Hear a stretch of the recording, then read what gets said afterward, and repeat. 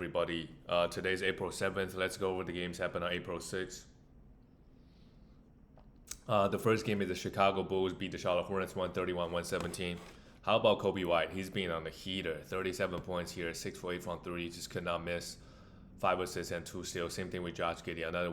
Another great one. 23 points, 10 rebounds, 8 assists, and a steal. Josh Giddey he's turned around in the last month or two. Has been insane. Giddey, 16th ranked player actually in the last month. Played 11 games, almost averaging a triple-double with 50% from the field. 1.6 steals as well. Pretty crazy stuff. Next year, Lonzo is going to be back, but I think they want to stick with Giddey. It just, I don't know if they're going to mess with his minutes again. When next season everybody's healthy, Vucevic, but they traded away Zach LaVine, so Coby White at least he's gonna be, unless something changes over the summer. Right, Vucevic also bought out, and Kevin Huerter hit 3 threes. For the Charlotte Hornets, Mark Williams is balling as well, 22 points and 9 rebounds with a steal and a block. Good to see him still, playing. Miles Bridges just 19 points here. Did he get hurt, or are they just tanking? Yeah, just tanking. So it's actually really hard to bet on these players too. You just don't know. Like Miles Bridges, you bet his points over, rebound over, right? It's looking okay, and then he just doesn't play in the fourth quarter, whatever.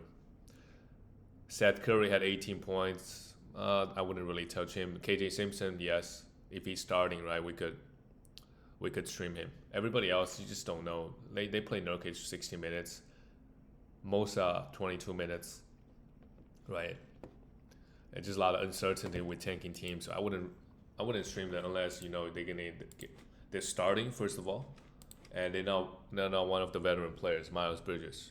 Otherwise they're gonna mess with their minutes.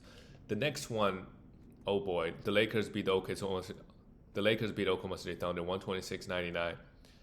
How about the Lakers' big three? The number 1 ranked defense. People say like OKC maybe is not trying hard. That could be part of it. But, if Luka, LeBron, Austin Reeves, offensively, even though they have the number 1 defense in the regular season, a lot of those games, they're playing subpar offensive players. When you're playing Luka, LeBron, it's like, it doesn't really matter if they have it on. So the defense maybe don't matter that much. Luka shot the ball well, hit 5 threes, while Austin Reeves also shot the ball pretty well. And LeBron had 19 points, chipped in 19 points. Yeah, LeBron's job now is a lot easier. He can facilitate a little bit more. Doesn't need to take that many threes. Rui Hachimura, 3 and D. Jackson Hayes had 7 points and 5 rebounds in 12 minutes. Jackson Hayes is not. We do not to worry about him in fantasy. He just doesn't get the minutes, right? Gabe Vincent, Dorian Finney-Smith. There's a back-to-back. These are the guys that we can possibly take a look. For OKC, Shea, this is what everybody is saying. Like, Shea had 0 free throws this game. And that will be a worry. That's going to... If, let's say, the Oklahoma City Thunder...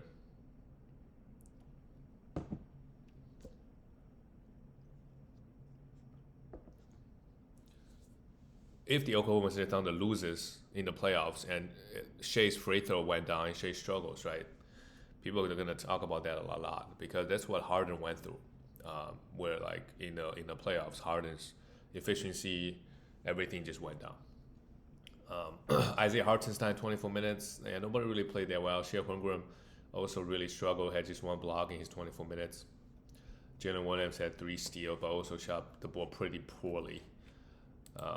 But OKC now, they should probably just rest their guys, to be honest. We got last week.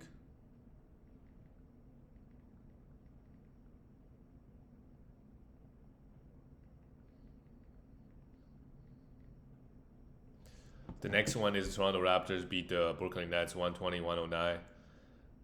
Pretty crazy game. Pretty crazy rotation minutes, to be honest. Because you see, like, this is what I mean. Jacoby Walter, he started, played just 17 minutes. He's a young player. They just decided to give the minutes to someone else. Mid-game. Jamal Shead started, get 29 minutes. Huge game, by the way. 12 assists and 3 steals. We're going to have to take a look at him if he still starts. RJ played 28 minutes, 13 points, he's not a must roster. I think we all know that. It's going to be the concern for them next year again. And Scotty Barnes just out, straight up out. And Jonathan Monkbo had a great one with 11 rebounds, 17 points with 2 steals and 2 blocks. Wow, what a game from him, and 7 assists. If Pirtle continues to be out and he continues to start, but then, sometimes Orlando Robinson could come in and play a lot of minutes, who also had 7 rebounds and 11 points. Yeah, it's hard to say. Unless there's the back-to-back, I wouldn't really touch these guys. For the Brooklyn Nets, Trenton Wofford started, but only played 22 minutes. Zara Williams starts, always, only get 23 minutes. Drew Timme, 26 minutes. Keon Johnson, 20 minutes. It's just, what is the Nets doing? It's just hard to say. These guys are playing, the bench guys are playing more minutes. It's from game to game. It's game to game. You just don't know what's going to happen. Moving on to the next one, the Spurs.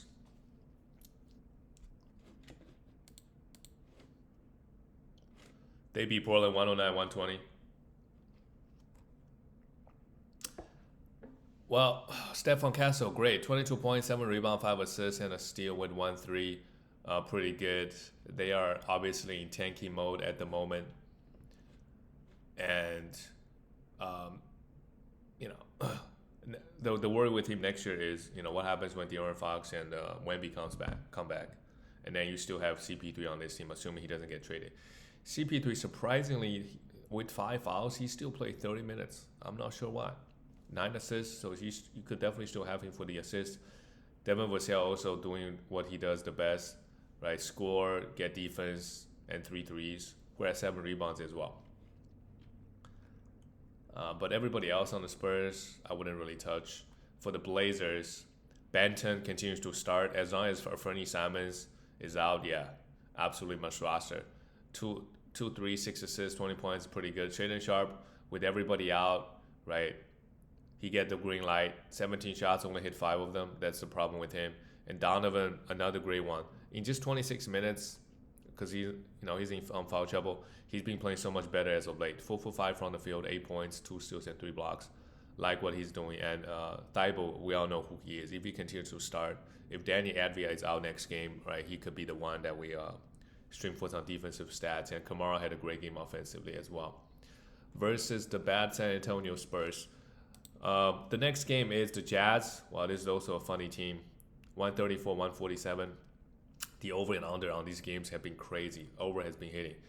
Every Atlanta Hawks games, they drop like 140, 130. Their offense is flowing. Filipowski, I would have him 9 rebounds and 9 points, but only 24 minutes because now they're even resting him, which is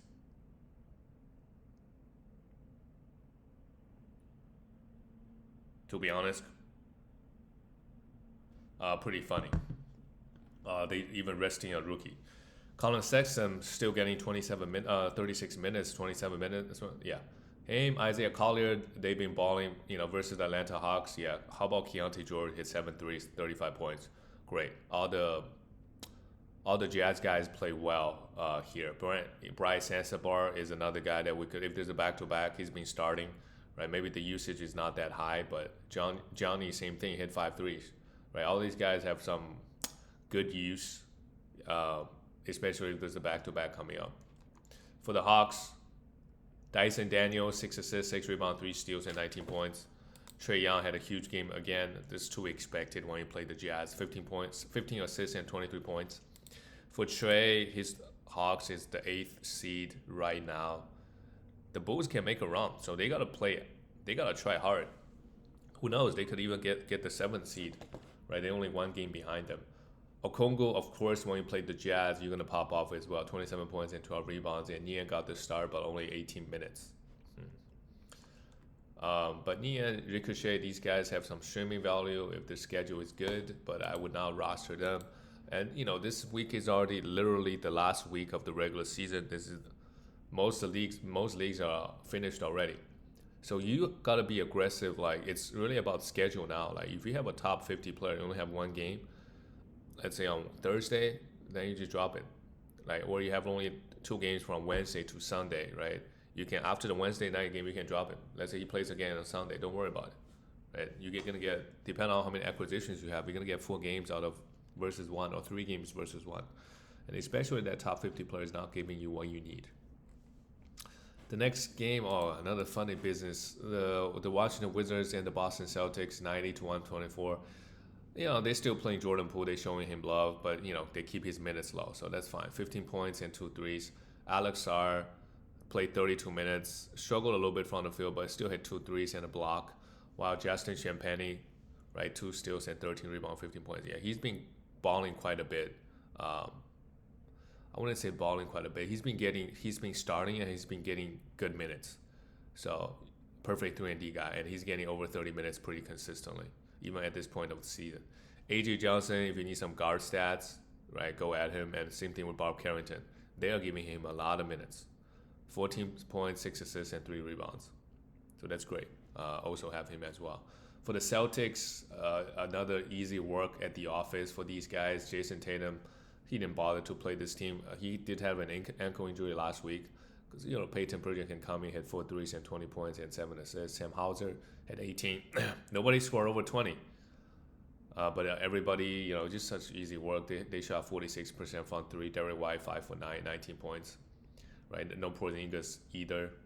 So Cornette grabbed 14 rebounds and 13 points. Yeah, the Celtics team roster, when you look at it, it's really, really good. They got all the guys know their role, doing their thing. Moving on to the next one, the Kings. This is a big win for the Kings. They beat Cleveland, and we know how competitive the West is. It's important for them to, I guess, get the 9th seed. I mean, the Suns are basically out of it after the Knicks loss, with only 4 games left. The Kings are 3 games ahead of Suns. Mathematically, it's still possible, but they say 1%. Kings, and it give them a good confidence boost, right? Zach LaVine, 37 points, DeRozan, 28, Sabonis, 27. All these guys, it's a big game. They all play over 40. And they have Trey Lyles. That's very interesting. Trey Lyles started because, what's his name is out. Keegan Murray is out yesterday. Keon Ellis, always a good stream if he continues to start. And Monk has been struggling pretty massively. So you don't have to hold on to him. Is he gonna turn around next 2 games? Probably not. So yeah. 1 for 8 again, for the Cavs, just like OKC, as we get to the end of the regular season, they start losing a bunch of games. Garland, just 9 points and 7 assists. Same thing with Donovan, just mediocre, 19 points. Still had two steals. Mobley had a big one. 9 rebounds, 4 assists with 3 steals, 16 points. All those are great numbers, but just was not enough. And Allen had no defensive stat, but went 7 for 9 from the field. Yeah. These 2 teams, they're struggling. Maybe they're just not trying hard in the last few games of the regular season. Let's see. These 2 teams, they're not known for their playoff. They don't have much playoff success, so they really need to kind of prove themselves this playoff run. Right? They played really well in the regular season, but this is time. The playoff time is really what matters. The next game, well, Phoenix is out of it. Devin Booker, have respect for him. 40 points, that's good. But 2 threes, but they didn't get the win, so they're basically out. Bradley Beal, the $50 million man, somewhat delivered. He took 19 shots, missed 2 free throws, 16 points, 4 steals. I guess is really good in fantasy, and 2 blocks. Oh my God, what a disaster with Phoenix this year. Yeah, they really got to figure out.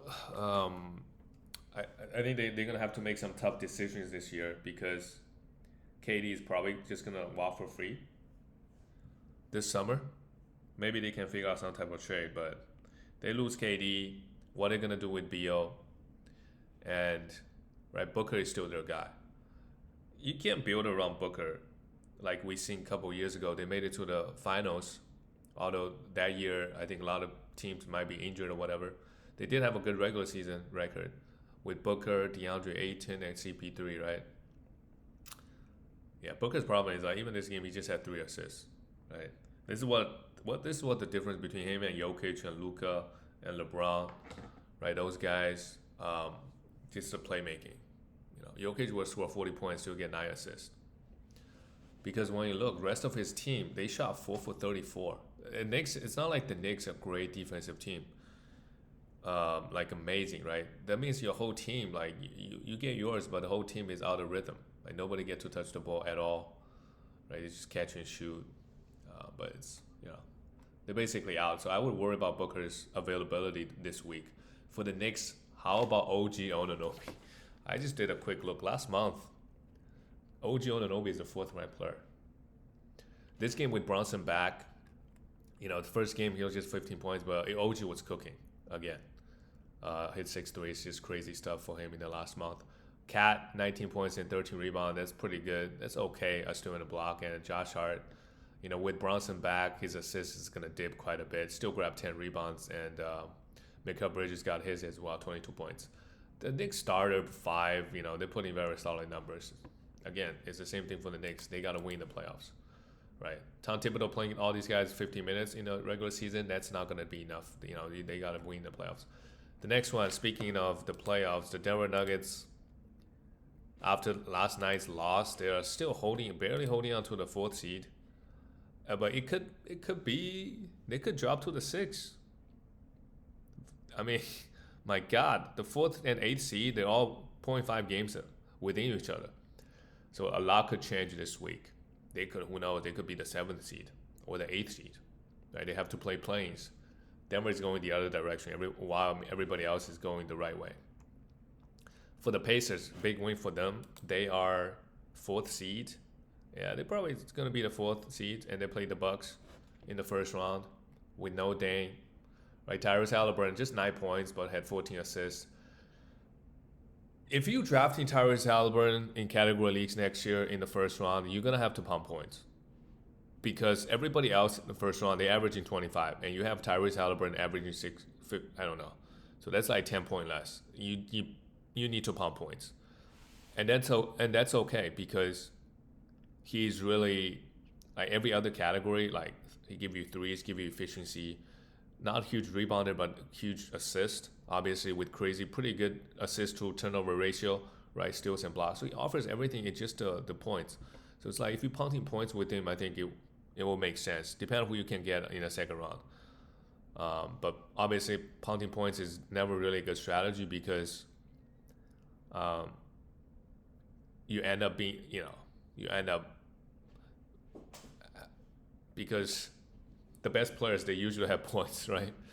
So you end up, you got to think about your team build. Maybe you got to win efficiency, you got to win threes, you got to win defensive stats, and maybe assists and rebound. But it's just hard to build a team like that. Andrew Nembhard also played very well lately. He has been playing very well. 19.6 assists here. Miles Turner also had a big one with 24 points and 3 blocks. When you play Denver, the opposing center usually, right, Jokic doesn't really put that much effort. So like, if you give the ball and the center makes aggressive moves to the buckets, like they're gonna get a lot of points. Obi Toppin, with Siakam out, they still got the win. 22 points, which is good. He can really score. 4 threes, 22 points, and Nesmith hit 3 threes and 17 points. When we look at Denver, Jamal Murray is still out, and of course Jokic took 33 shots, 41 points, 15 assists, 15 rebounds. It's just a ridiculous. He's putting up ridiculous numbers, but the team is not winning. And if you look at the starting lineup, like nobody else really have that playmaking other than Russell Westbrook came off the bench, but you can't really rely on Russ. At this point, he's just come off the bench, provide some type of spark. So everything is going through Jokic, right? Aaron Gordon really only took 5 shots. Christian Brown went off with 30. But the bench, man, you look at the bench in their 20 minutes, they were minus 14. Jokic is barely a +1. Yeah, it's pretty rough.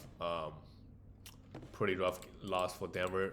But they can still like pick things up and just win out and be the 4th seed. And you play a Clippers or Warriors in the first round. That's still okay. Like 4th or 5th seed doesn't really, or the 3rd seed. I guess the 3rd seed is a lot better because you probably play the Rockets versus Thunder, right? But again, the two teams are similar profile. The young team, right? Rockets, if anything, is actually probably more hot than Thunder because they just beat them, right? Thunder is kind of going the other way. Well, the Western Conference playoff first round matchup is going to be very, very good. unlike the East. The next game is the Milwaukee Bucks. They beat Pelicans, yeah.